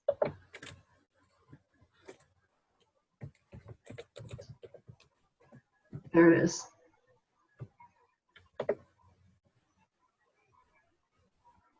yeah, it didn't do it. Interesting. All I can think is maybe if you've linked two different accounts together, maybe it disables the ability to update your picture. That's the only thing I can think. But in terms of marketing to it, you still can use this channel as an opportunity to tell people about your new Twitter profile and try and get them over there as well. Yeah, I see embed, block, report, retweets. That's just embedded onto a website. Okay. Yeah, so all I can say is I'd have to get in there and play around with some of the settings, do a little bit of research, but my initial guess is that if you have linked this profile to the other one, maybe it has somehow disabled the ability to customize it. Mm-hmm. Okay. So, That really makes sense. Settings. I would go under settings again. Yeah, it just took me back here. So. But yeah, I'm definitely going to take some time, because this is part of, our marketing, to really take those hours that you've allotted for marketing everyone, that you take the time and go through and organize your accounts, your social media accounts. I definitely have to do that myself and really just take that time and do it, because I can see where this is going to benefit the business all the way around. Yeah, you definitely with everybody. Yeah, you definitely don't want to just throw away the work that you've already invested. So I mean, don't throw it away. Just try and get those people to come over to the active profile that you want people to come see, and market to these people that you've already networked with in the past. Mm-hmm. Quickly want to just remind everyone we're at like the half-hour mark, and so in order for me to, if you have any, do y'all have any questions about Twitter or?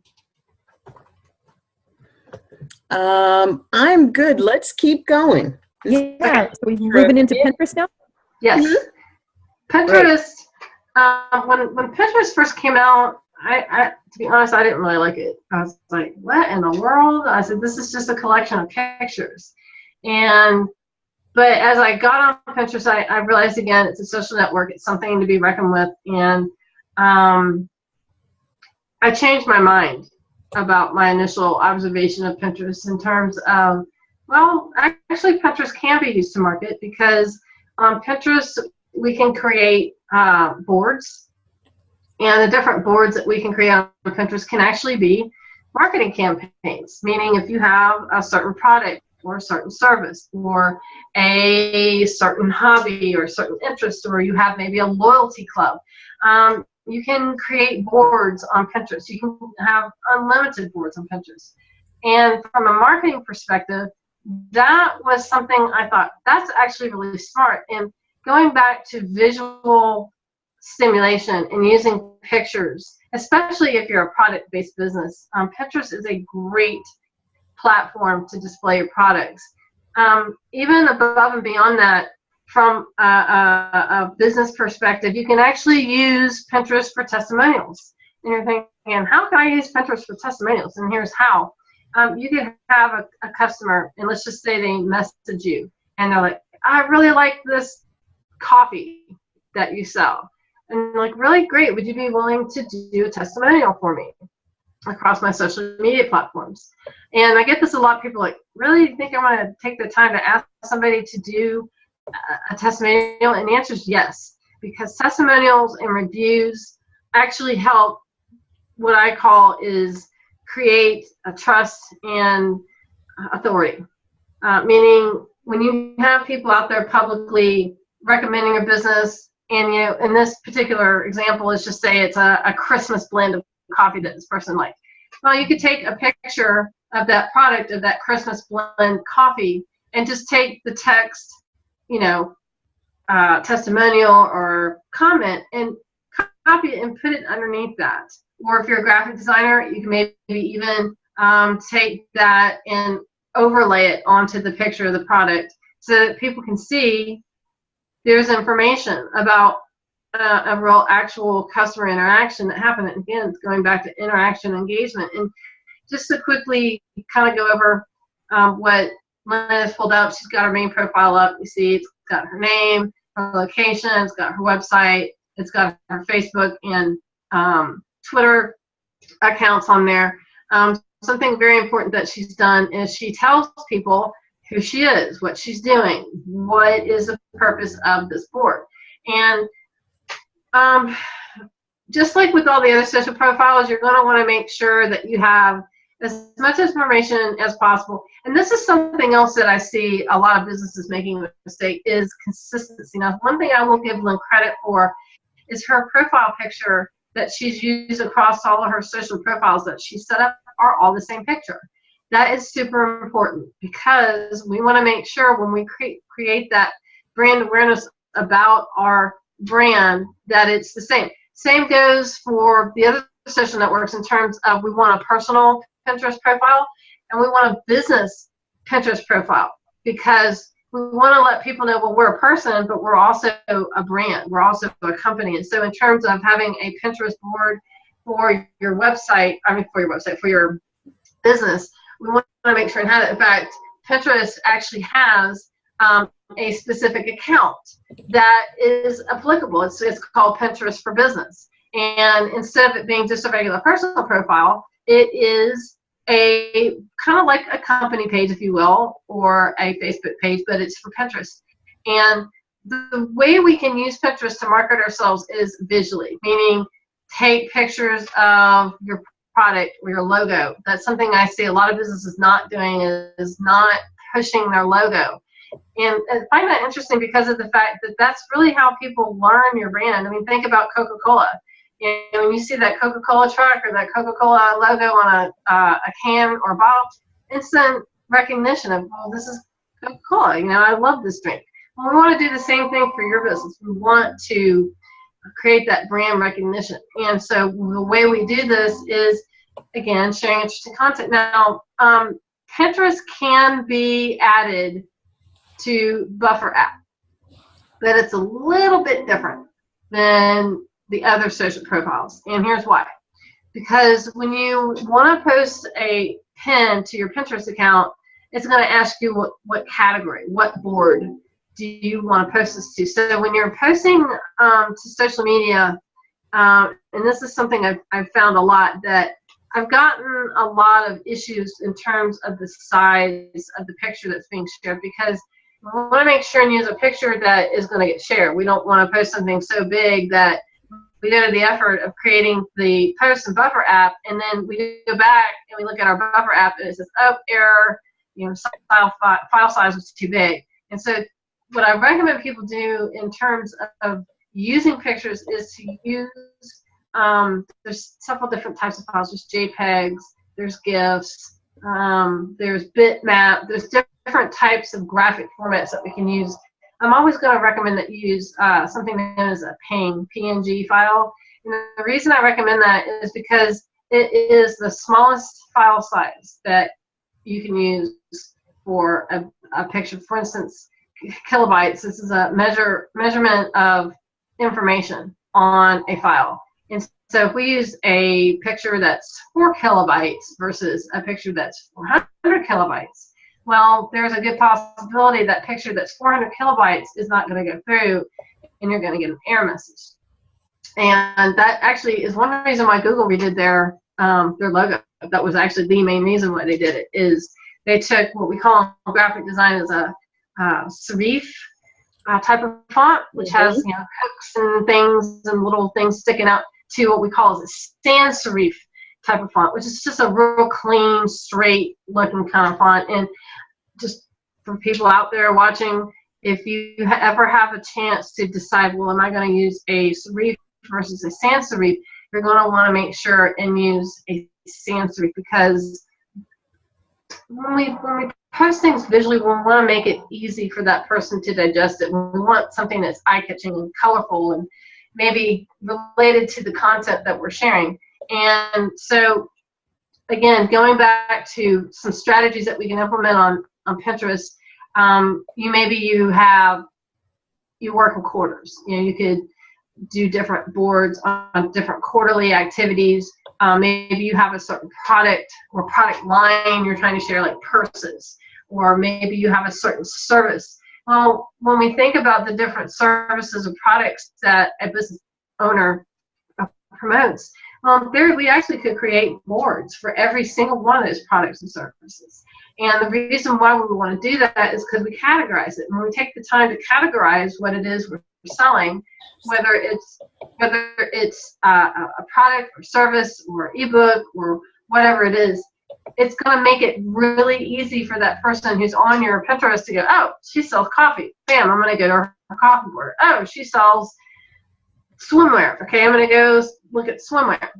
And it's just like thinking like you're on a website. When you go to a website, do you want to see a bunch of different products being thrown at you at once? No. Most people, they want to shop just for coffee or just for swimwear. They don't want swimwear and coffee and shoes and fishing poles and basketball. They don't want all that stuff thrown at them at the same time. So that's why I think Pinterest has given us the ability to have multiple boards where we can actually dissect the information of what it is we're trying to communicate with that person. In fact, I saw a website design company, I don't remember their name, but what intrigued me about what they were doing on Pinterest is they literally segmented all their different services. They had, a website design, a graphic design, search engine optimization, search engine marketing, AdWords. So you can see where they took the services that they offered and they have specific boards for each of those. And think about it from a marketing perspective. Well, if we're posting to our website design, we could do specific pictures about website design versus, say, search engine optimization, which we could do interesting pictures about search engine optimization. So I think from a marketing perspective, it's very important to segment the products and services that you offer across your Pinterest account, because it just makes it easier for the user to go, okay, I'm looking at some of the boards that she has on her Pinterest account, and I know immediately where to go look at some of the. You could even do one for testimonials. You could do one for reviews. You could do one for special promotions or discounts, or if you wanted to do a loyalty club. These are all different boards that you could create on Pinterest that, maybe you do a networking event. Maybe you decide I'm going to do a luncheon or a light networking dinner event. You could actually take women in wellness. Yes, exactly. Mm-hmm. You could take and create a board and see what that's going to do. Is if, let's say, this women in wellness networking event you have. Well, let's say you do a board for women in wellness. Well, guess what? When you go to your next meeting and you're just taking pictures of people talking or eating, or maybe you've got a speaker at your event, or maybe they're taking pictures of you. You can upload those pictures to that board, and then when you go to that next networking event, go, hey, I created a board on Pinterest, and your picture's on it. And that person's going to go, really? And guess what they're going to do? They're going to go check it out. Mm-hmm. And then from there, they'll say, wow, you took the time to post my picture on, you created a board for this event, and you put my picture up there. I'm going to go tell all my friends, my picture is on Lynn's Women's Wellness board. And so that is another way how we can use Pinterest to get insights. And there's other different apps out there like Snapchat and WhatsApp and I can't remember the name of the other picture sharing apps. There's so many different picture sharing apps out there. I think just based on that statistic that we understand that it's important to post pictures, because pictures, like they say, can say 1,000 words, and maybe even communicate a message that we can't communicate if we just do text or video or other types of marketing. Something that is a popular, well, I won't say it's a popular trend anymore, but definitely about a year ago it was a popular trend, are infographics. If you're a graphic designer, you have the time to do an infographic, great. I definitely recommend you do it. there are several tools out there that will actually help you create infographics if you're not a graphic designer. If you, in fact, Canva now. Canva now has, or you can create your own infographic. Canva is one of them, and actually Buffer app offers a graphic design tool called. It's a name. Yes, it is. What is it called? Pablo? I think it's called Pablo. Pablo, yes. Pablo. Yeah, Pablo. Yeah. So, I've actually used it. It's pretty cool. yeah. So I think right there, I mean, that kind of disseminates that, well, if you've got Canva, Pablo, I'm sure there's other graphic design tools out there that pretty much says, yeah, graphic design, pictures are important. You're kind of like, if you look on the right-hand side where somebody's taken a picture and they have imposed some text, a quote on top of the picture. That is a great way, like if you have somebody, say, maybe making a testimonial, or maybe somebody at that networking event and they say some words of wisdom, you know, you could actually take and use one of these tools that we've mentioned and just say, hey, this is Susie from our networking event last month and we had a great time, or just get some type of interaction and, you know, understand that not only can we share pictures, but we can share information, meaning we can put text content, we can put links, we can direct people to our website, we can direct people to other social media accounts, like I've been saying this whole time. We can heart it, meaning we can, you know, click the little heart button again, if you want to share the, you know, go ahead, click it. You'll see it, it'll go in there and say, oh, I love this. Or we can share it to Buffer app. Let's just say you're on Pinterest and you want to share something. Well, you just click the little Buffer app logo there, and there you go. There's a little picture. You can go in. It's got the title and the link. And then if you would like to share it across other social platforms, you can certainly do that. You can even go in and customize your message from Buffer app, meaning I was on Pinterest and I saw this cool picture and I just wanted to share it with my network. You know, and sometimes those are the best posts that I found. You know, a lot of people are all caught up with, oh, I gotta do it at a certain time, every day. That's not necessarily the case. I mean, sometimes you could be just searching the internet, you come across a really neat picture, and this is not limited to just Pinterest. I mean, this is across the board with search as well, and other social platforms like Facebook, LinkedIn. I mean, any of the other social, Google Plus, where people are sharing pictures. It primarily is a way to interact with those people on all the different social platforms and use Buffer app to promote yourself and, you know, get found. So, and that's something I was referring back to earlier in terms of, well, social profiles don't really matter for search. That's not the case anymore. Social profiles definitely, they may not be a big factor in terms of getting found on search, but they are slowly gaining more importance. In fact, Google is in talks, or I believe they've already bought Twitter, or they're in talks to buy Twitter, because they've realized the importance of being social. And so from that, I think, you know, making sure, you know, and Pinterest is like all the other social profiles. They offer a free version. Obviously, if you upgrade, you're going to get more features that you normally would. But with Pinterest, it's one of those platforms that's definitely visually based. It's something I strongly recommend that business owners do. Again, like all the other social profiles, I recommend that you have a personal Pinterest and a business Pinterest. And this is something a lot of people don't realize.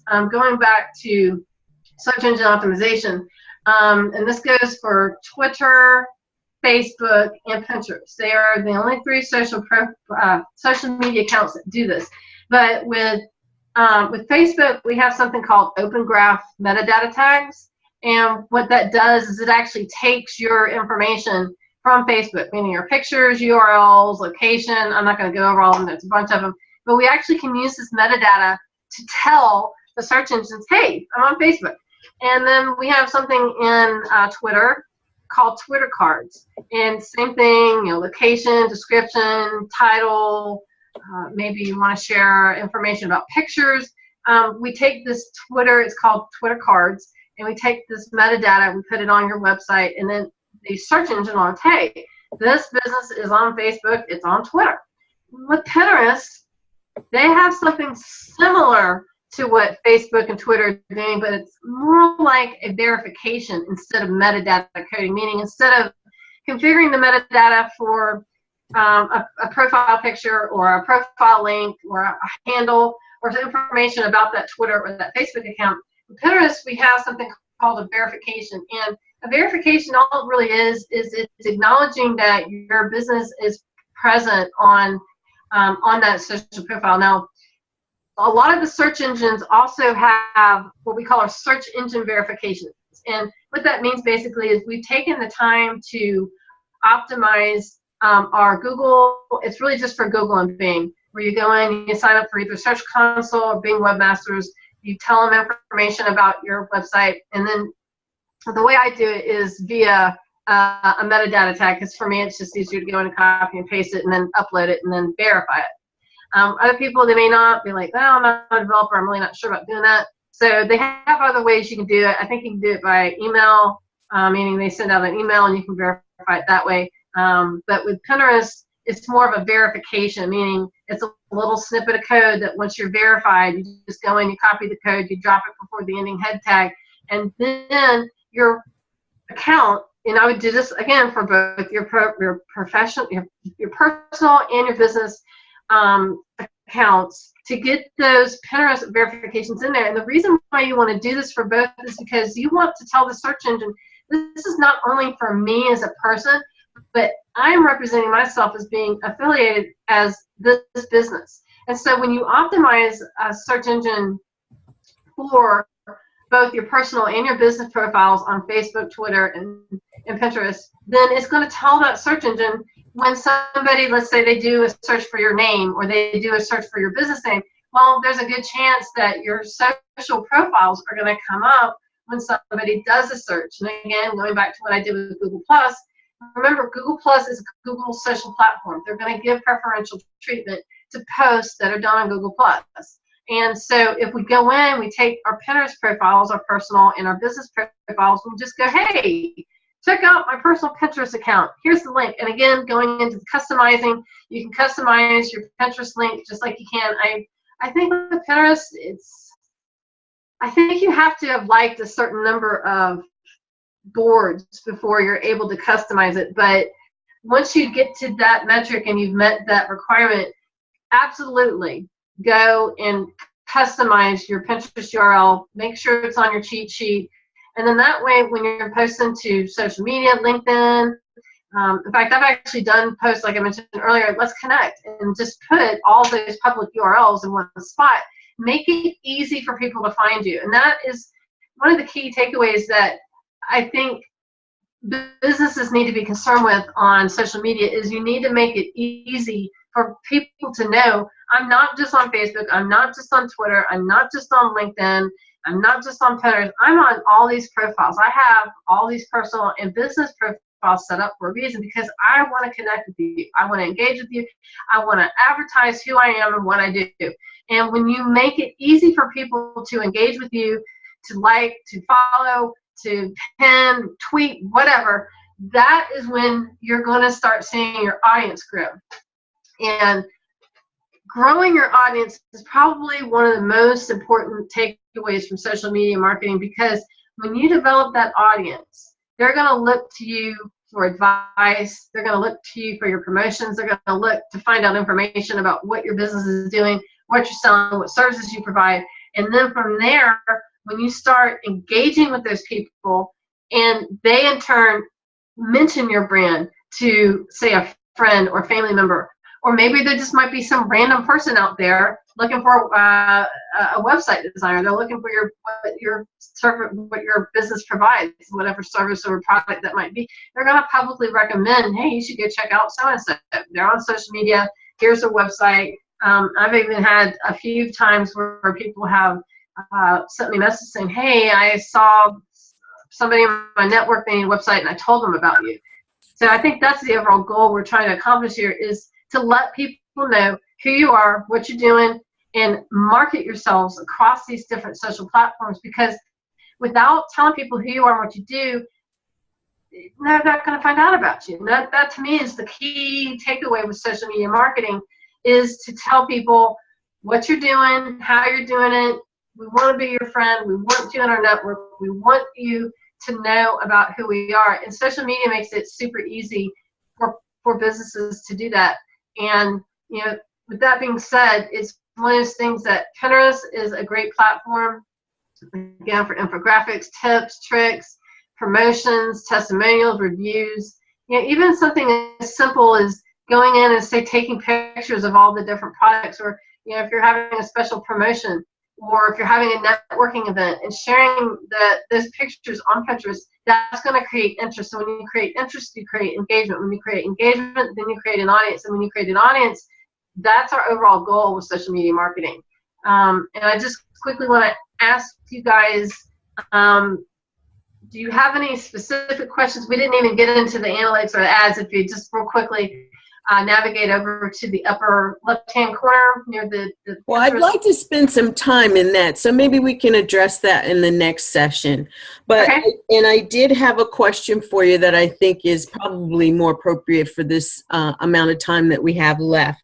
And that is, you talked about, and this has been great, really seeing how to apply things across the different platforms. We talked about using Buffer app to initiate the posts. What's your strategy for maintaining the engagement? Are you looking at posts once a day, ping into those posts with engagement several times a day, carry it out throughout the week? What's your strategy on that? I have my own, which I think is viable, but I'd love to hear yours.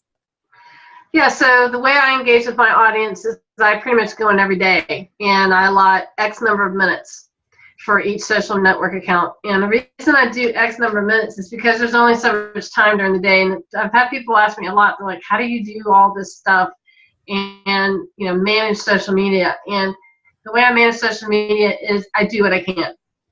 That's all you can expect from yourself, is to do what you can. Now, of course, I'm one of these go-getter type people. I'm going to go in and, you know, try to respond to as many likes or tweets or one pluses or whatever might be engaging on my social media channels, but just do what you can, and know at the end of the day that, you know, I spent, because if you think about it, you've got several different platforms. You know, if you're spending 10 minutes on each, just going in and engaging with the people, that's an hour.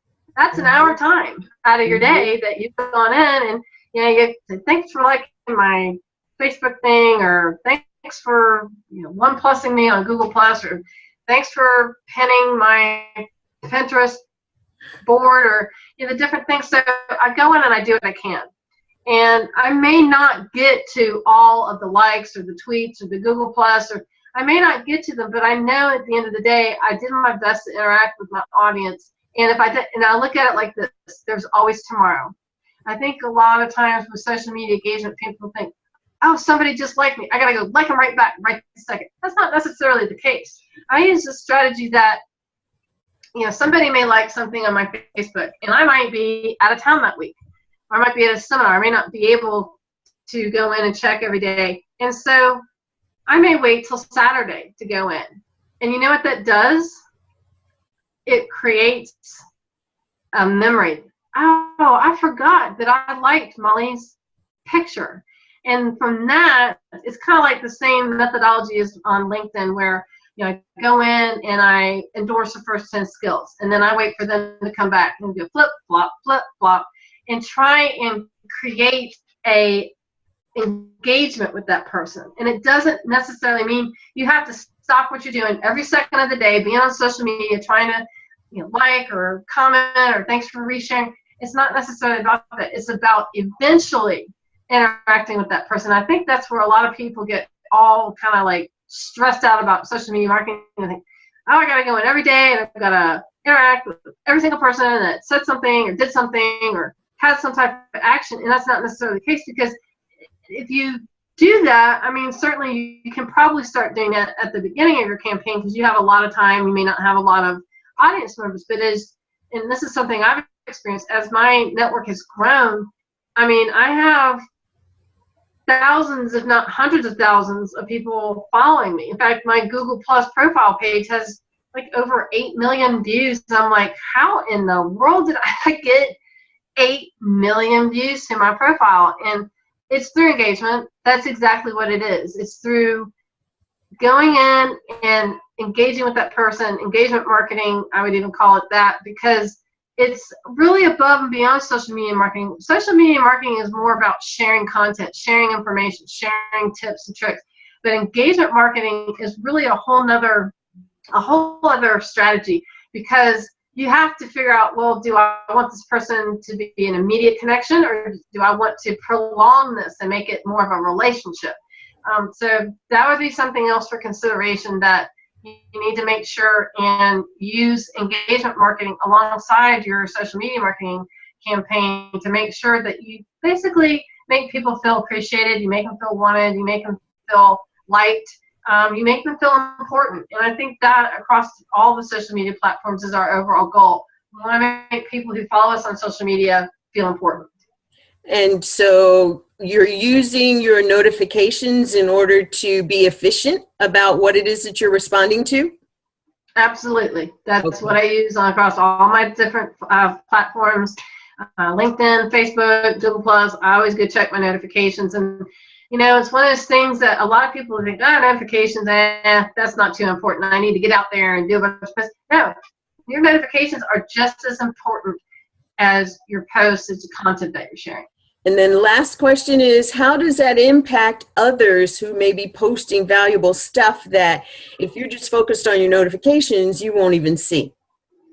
Well, I tend to spend every day, in addition to addressing my notifications, I actually just log on to all the different social networks. Again, I have a time frame. It's usually about 10 minutes per social media platform. And I can see what my network is doing. And I go like it, or I share it. I do the same thing that my followers on social media do for me. I go, and if I see something interesting, I'll go share it to my Google Plus or my Facebook or whatever. It's kind of like you pat my back, I pat your back kind of scenario. You want to make your network feel important too, and you want to engage with them on that platform in terms of, well, they're out there sharing interesting content. Well, I don't want to ignore it. I mean, certainly I would love to spend every moment on social media. It's not possible. Right. But if you at least take the time to spend some of your time on social media, when people see, Molly's out there resharing on Google Plus or Facebook or whatever, they see that you're trying. And I think that's really what it's about, is making that person understand, I am just really trying to help people out. I'm trying to be a team player, and I'm trying to do kind of return the favor that they're doing for you. Right. And I love the suggestion about setting a time daily, maybe even focusing on one social media platform a day during the week. If you've got 5, do 1 a week and really get into the engagement. And as the week goes by, you can keep an eye on things and selectively ping in every once in a while to more than one, but really, set your strategy so that you get the most out of the work that you're putting in for a specific period of time, because you don't want to be out there. I mean, we're all in business to earn revenue so that we can do more in the world, more good for our families and for the people that, we want to work for. And doing social media doesn't allow for that. And there may be times where you actually end up saying too, I'm taking next week off from social media, so I'll check in when I get back, and allow yourself that breather, because I know for me that's been part of it as well. It's like, there's so much going on. How do I manage it? How do I manage this? And the first thing on my list as an entrepreneur is revenue generating activities. The things that support revenue generating activities is certainly engagement. Absolutely. So, and then I just like to add just real quick, what we started with the buffer, that's going to get you set up. So you take that time, set yourself up with the buffer, or, Friends Plus Me, to end up, posting on all of your social areas, so that you can, like Lynn said, each day, you can pick a day during the week to spend that hour each day on a specific one. But at the same time, you're going to have Buffer and Friends Post Me working for you and doing your post and everything. Mm-hmm. So that's going to save you time. You're still going to be active in each one of those daily. But you'll have an hour each day focused on one specific one, so you can really optimize those things. So that's what I see this being the benefit of all this. Right. It's the tools within the systems that, when you have systems, you're actually creating more time for yourself. And there are things that are not, or things that you want to choose not to systematize, like engagement. Other things like posting and, when to post, how often to post. Those things can be systematized because there's not a lot more that goes into that. And the energy that you want to spend that is truly the you that you're putting out there into the marketplace is around engagement. That's where you show up authentic and giving, like Molly told us. So thank you for joining us today. Thank you, Cynthia. Thank you, Molly. Excellent as usual. I've got pages and pages of notes, and I can't wait until our next session, because with going over the analytics tell the story about how you've been engaging or how you've not been engaging, what you've been engaging in or on, and how to bump that up to the next level, because it truly becomes a social network when there is the give and take, when there is the reciprocation. You can't just post and think that things are going to happen. You got to be out there doing the other piece of it. So thanks, everybody. Thank you, Molly. Thank you, Cynthia. We'll see you both, and I'll be here for our next session, and we'll see our audience when we come back. Bye for now. And if you want to check us out, check out our YouTube channels. Molly is at Molly. What's your? Molly, it's just Molly Embla Geiger. It's my Gmail account. So just Google Molly Embla Geiger YouTube. And I'm going to YouTube because that's one of the tools that we haven't brought into this system yet, but that we're going to, because there's a whole social networking strategy around YouTube that I want to make sure that we get as well. And I think that was on schedule for next session. So next session, YouTube and Google Analytics and Buffer Analytics, and we'll see what's been happening out there. So go engage. Oh, Cynthia, what's your YouTube channel? You got? Well, you can find me through Cynthia Gardner O'Neill. I'm getting ready to try to change all that, but it used to be First Know Thyself. So find Cynthia, and you can find me at Skyhawk Enterprises or P3 Academy of Social Entrepreneurship out in YouTube. And we're doing this because Cynthia and I decided that 2016 was going to be drastically different than 2015 has been for us. And we've done some things. You can tell we've done some things. But now we're in the process of really honing in on what it is that we've done, how it is that we need to tweak it, enhance it, so that it is truly what it is meant to be and to do for us and our businesses. And Molly's here to help us, and we're glad you came and hung out with us today. So we will see you next session. Bye for now. Thanks, everybody. Bye. Bye.